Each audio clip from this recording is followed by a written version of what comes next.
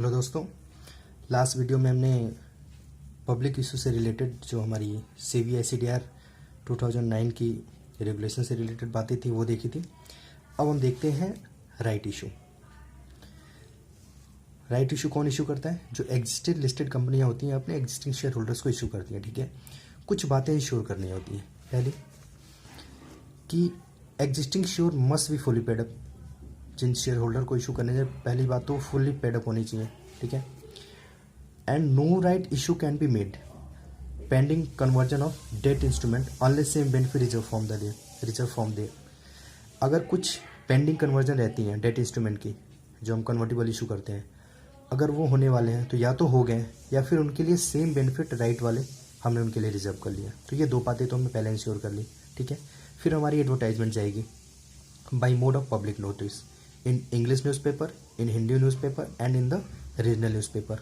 English and Hindi newspaper की nation wide circulation होनी चाहिए एंड द रीजनल की वाइड सर्कुलेशन होनी चाहिए उस एरिया में। ठीक है, तो हमने पहले कुछ बातें इंश्योर की, फिर एडवर्टाइज किया, फिर लेटर ऑफ ऑफर जो है वो हम डिस्पैच करेंगे शेयर होल्डर्स को। ठीक है, ईच शेयर होल्डर को, each and every existing share holder with the necessary detail. अगर किसी को नहीं मिलता, if any one not received may apply on the plain paper for such share. ठीक है, ये कब करते हैं?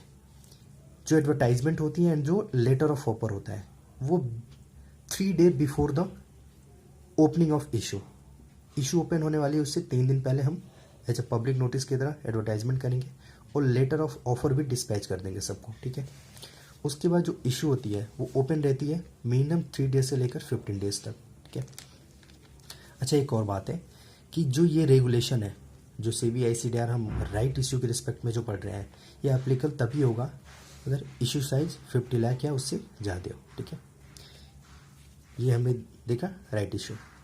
अब देखते हैं bonus issue by existing listed company. Regulation 92 to 95 के में ये बातें दे रखी है।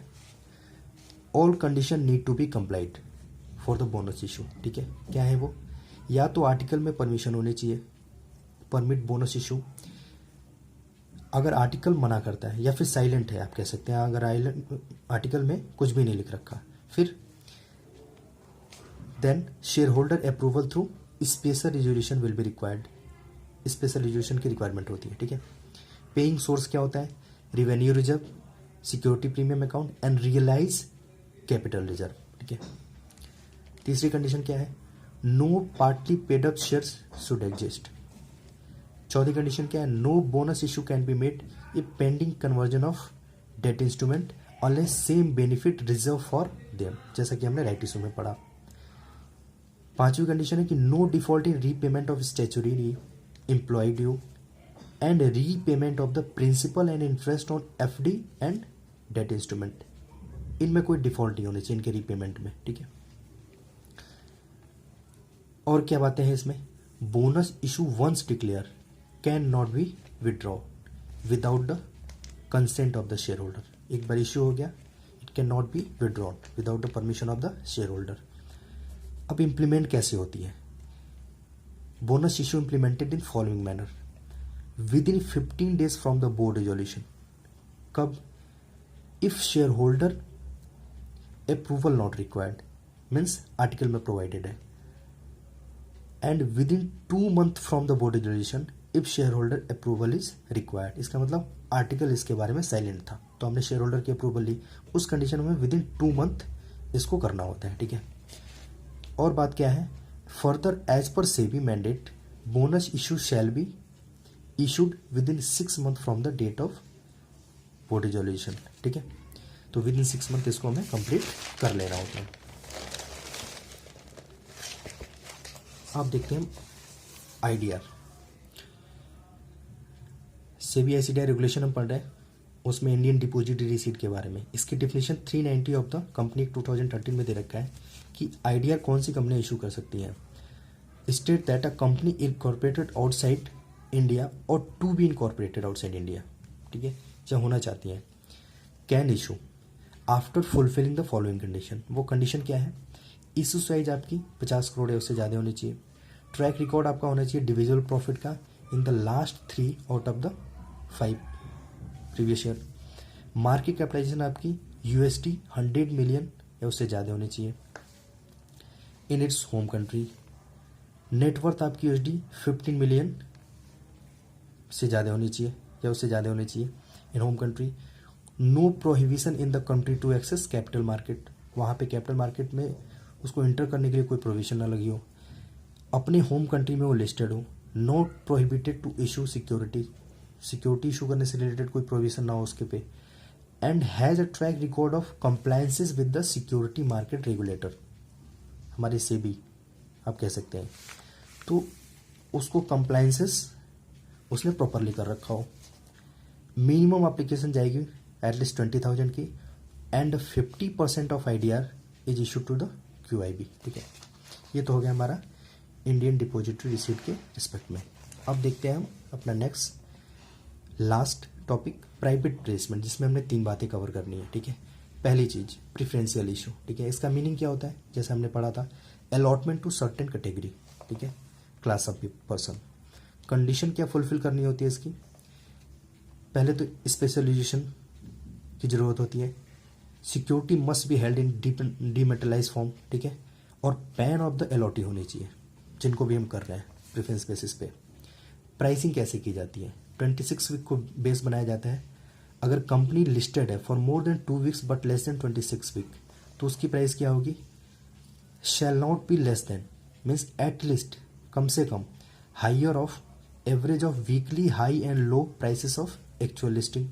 मीन्स अगर मान लें आप 10 वीक के लिए लिस्टिंग है तो उसकी जो वीकली हाई एंड लो होगा उसका एवरेज, या फिर average of weekly high and low of preceding 2 week.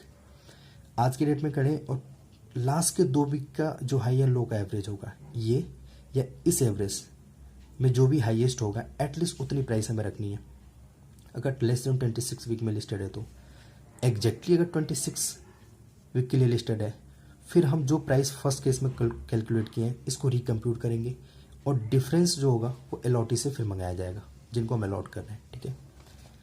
और वो डिफरेंस किससे होगा, 26 वीक एवरेज की प्राइस निकालेंगे और इस प्राइस से कंपेयर करेंगे। अगर ये इस एवरेज से कम आती हैं, ठीक है, तो वो प्राइस हम डिफरेंस इनसे मंगाएंगे, ठीक है। और लास्ट में क्या है कि अगर कंपनी लिस्टेड है मोर देन 26 वीक्स, फिर सेम प्रोसीजर फॉलो करेंगे जो हमने फर्स्ट में फॉलो किया था, ठीक है। ये तो हमारा हो गया प्राइवेट प्लेसमेंट में प्रेफरेंशियल इशू से रिलेटेड बातें, ठीक है। अब इसमें देखते हैं हम लॉक इन पीरियड क्या होती है। लॉक इन पीरियड जो होती है हमारी, अगर प्रोमोटर को करते हैं तो 3 ईयर, अलॉटमेंट अगर अदर देन प्रोमोट को करते हैं तो 1 year, and if allotment in pursuant of corporate debt restructuring, फिर इनके जो लॉक इन पीरियड होती है 1 ईयर होती है। अब देखते हैं हम QIP, qualified institutional placement and institutional placement program. इसमें दोनों में काफ़ी सिमिलैरिटी है, हम उसको भी डिस्कस करेंगे। पहले तो देखते हैं QIP में क्या लिखा है, specialization need to be passed. IPP में भी हमें SR की ज़रूरत होती है। यहाँ पे हमें मिनिमम नंबर ऑफ अलॉटी, अगर issue size up to 250 crore है तो 2 QIP हो सकते हैं। अगर यहाँ पे इशू साइज 250 करोड़ से ज़्यादा है तो 5 QIP हो सकते हैं। कौन, मिनिमम नंबर ऑफ अलॉटी, ठीक है। IPP की अगर बात करते हैं तो मिनिमम नंबर ऑफ अलॉटी 10 होते हैं, ठीक है। इसमें इशू साइज की कोई कंडीशन नहीं थी। सिंगल अलॉटी की बात करते हैं तो इशू होगी उनको maximum 50% of the issue size. अगर IPP की बात करते हैं तो यहाँ पे सिंगल अलॉटी को maximum 25% of the issue size. यहाँ पे मिनिमम 10% आपको सिक्योरिटी देनी है म्यूचुअल फंड को। हमने पढ़ा था पीछे कि म्यूचुअल फंड जो होते हैं, पेंशन फंड होते हैं, वो QIP होते हैं। यहाँ पे हमारे जो इन्वेस्टर होंगे इन दोनों केस में, QIP और IPP केस में, वो हमारे होंगे QIP। तो उनमें से जो म्यूचुअल फंड हमारा QIP होगा उनको मिनिमम 10% तो इनके लिए हमने बुक करना है, ठीक है। और IPP की बात करें तो यहाँ 25% of security to mutual fund and insurance company, इन दोनों को मिला के 25% देना है। यहाँ पे तो ये कंडीशन थी। कुछ अदर कंडीशन है जो हमें QIP में देखनी होती है, वो क्या है, issuer company shall comply following condition also, listed होनी चाहिए स्टॉक एक्सचेंज पे, having nation wide terminal for a period of at least 1 year, satisfy minimum public shareholding, maximum amount can be raised in the same financial year up to 5 times of the net worth। जो profitability route में हम 6 condition पढ़ लेते हैं कुछ वैसा ही। And subsequent QIP only after expiry of 6 month. इसका मतलब अभी जो QIP कर रहे हैं हम, लास्ट में जो QIP कर रहे थे उसके 6 मंथ बाद ही करेंगे हम ये, ठीक है। अच्छा, स्पेशल पॉइंट क्या है दोनों में जो कॉमन है? दोनों में पहली बात, इन्वेस्टर तो QIB होंगे। इन्वेस्टर QIB होंगे तो हमने ASBA में पढ़ा था कि मैंडेटरी है कि QIB जो शेयर की एप्लीकेशन करेंगे वो ASBA के थ्रू ही करेंगे, ठीक है। तो ये तो बात ऑब्वियस ही होगी यहाँ पर। दूसरी चीज़, प्राइसिंग कैसी होगी? At least average of weekly high and low of closing price of related share during 2 preceding week of the relevant date. आज के डेट में अगर इशू लेकर आ रहे हैं तो पिछले 2 वीक में जो हमारी शेयर, पहले वाले शेयर जो लिस्टेड है, उनका जो वीकली हाई या लो का एवरेज होगा वो हमारी प्राइस होगी इनके लिए। एटलीस्ट इशू ओपन कितने टाइम के लिए रहेगा? एटलीस्ट 1 और मैक्सिमम 2 डेज, ठीक है। और लॉक इन पीरियड जो होती है इनकी 1 ईयर होती है। तो इस तरीके से हमने कंप्लीट किया अपना लास्ट का टॉपिक प्राइवेट प्लेसमेंट का, ठीक है। आई होप ये वीडियो आपके लिए बहुत ही हेल्पफुल होगी। एग्जामिनेशन पॉइंट ऑफ व्यू से इसका काफ़ी वेटेज है, ठीक है। आप last day of the exam में आप इसको यूज़ कर सकते हैं, ठीक है। And for more such video you can like and subscribe my YouTube channel. Thank you all, thanks for your time.